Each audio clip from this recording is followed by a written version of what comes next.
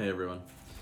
As a pastor, people come to me sometimes for answers to life's toughest questions, but what most Christians don't understand is that pastors have questions too.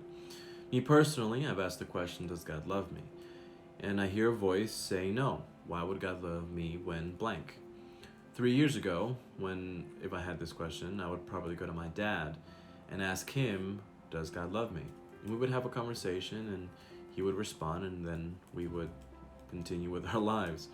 But now though that he's passed away, I don't have the confidence to ask anyone that question. And then I realized there are men who probably don't have anyone to ask that question to either. They don't have the confidence of anyone. And I want to share with you what I found that has helped me answer this question. See, King David from the Bible wrote a beautiful poem about how he thinks God thinks about him. And at the end of the poem, his response might surprise you. And it goes like this: "O Lord, you have examined my heart and know everything about me. You know when I sit down or stand up. You know my thoughts even when I'm far away. You see me when I travel and when I rest at home. You know everything I do. You know what I'm going to say even before I say it. You go before me and follow me. You place your hand of blessing on my head.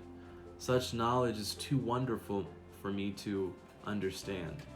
I cannot escape your spirit. I can never get away of your presence. If I go up to heaven, you are there. If I go down to the grave, you are there. If I ride the wings of the morning, if I dwell by the farthest oceans, even there your hand will guide me. Your strength will support me. I could ask the darkness to hide me and the light around me to become night. But even in darkness, I cannot hide from you. To you, the night shines as bright as day. Darkness and light are the same to you. You made all the delicate inner parts of my body and knit me together in my mother's womb. Thank you for making me so wonderfully complex. Your workmanship is marvelous. How will I know it? You watched me as I was being formed in utter seclusion, as I was woven together in the darkness of the womb. You saw me before I was born. Every day of my life was recorded in your book. Every moment was laid out before a single day had passed. How precious are your thoughts about me, O God. They cannot be numbered. I can't even count them. They outnumber the grains of sand, and when I wake up, you are still there. If only you would destroy the wicked. Get out of my life, you murderers. They blaspheme you. Your enemies misuse your name. Oh Lord, shouldn't I hate those who hate you? Shouldn't I despise those who oppose you? Yes, I hate them with total hatred, for your enemies are my enemies. Search me, O God, and know my heart. Test me and know my anxious thoughts. Point out anything in me that offends you, and lead me along the path of everlasting life." Psalms 139. David knew something that we men sometimes forget, and that is that God still loves you.